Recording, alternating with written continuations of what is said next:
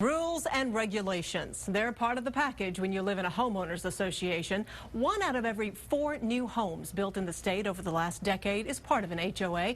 And tonight we're uncovering complaints of HOA horror stories. Doug Shoup goes in depth with tonight's special report.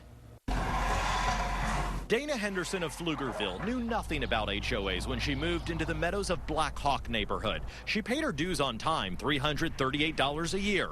Then she found out her HOA spent $4,000 to $7,000 a month on a service to take care of the neighborhood pool. I just couldn't believe that we were paying that much for a pool that isn't much bigger than a residential pool. But get this, the company that provides that pricey service is owned by a board member who was president of the board when the contract began. We checked, and that kind of deal is not against the rules. But when Henderson asked about it, she says the board started giving her code violations for converting a garage in her home and operating a daycare out of it. She says members had known about it before, but did nothing until she started questioning their spending. When somebody's trying to intimidate me and threaten my home and retaliate against me, yeah, I'm going to take it as far as I need to take it. The two sides are now filing suits against each other. The HOA's attorney will not speak about the case. We found similar stories. Anna Chambliss in Pflugerville says she was fined more than $700 for her roommate's dogs that barked, trash cans left on the curb too long, and for not mowing a lawn where she says grass doesn't even grow. Because of that big tree that's there, it's dirt. A Sunset Valley couple also battled an HOA that refused to let them install solar panels. I mean, come on. How can you be against solar panels? Texas Civil Rights Project attorney Jim Harrington says homeowners associations have become too powerful and lawmakers haven't done enough to control them. There ought to be that ability so that this doesn't become a deconstitutionalized zone. Once you cross into this HOA territory, then you have no rights whatsoever. I mean, that's crazy. That's un-American. That's un-Texan. But HOA supporters say their system is working, and most neighbors are happy to live in one. You purchased into a community association because it had this great swimming pool, or this great rec center or tennis or whatever your interest might be.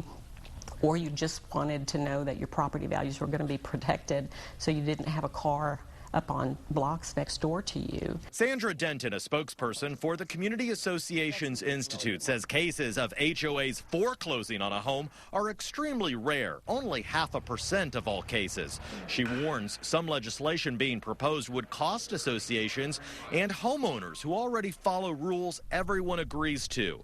But for homeowners like Dana Henderson, it's the lack of rules over HOAs that's the problem. I've had to pay thousands and thousands of dollars in legal fees for this, and I still, regardless of everything I've been through, I still wouldn't have done it any differently.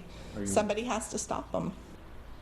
Reformers want several changes, including eliminating the threat of an HOA foreclosure, enabling a homeowner to have an equal opportunity in any HOA suit to receive an award of attorney fees, and to make all Texas HOAs subject to the Open Meetings and Records Act.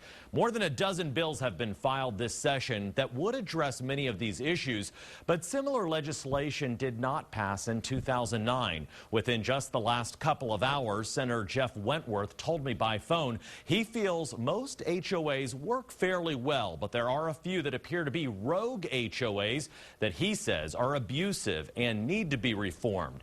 The senator is confident that will happen this legislative session. So how do you protect yourself in the meantime? Get involved. Most HOA meetings are poorly attended, leaving only a few people to make decisions. Learn before you buy. Read your HOA documents thoroughly before you buy that house or condo.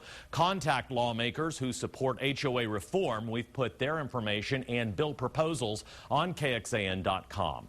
In just 2 weeks, an HOA reform rally will take place on the Capitol steps. We'll be there to hear your stories, or you could tell them right now. Share your HOA stories in our comments section below the online story. Doug Shoup, KXAN, Austin News.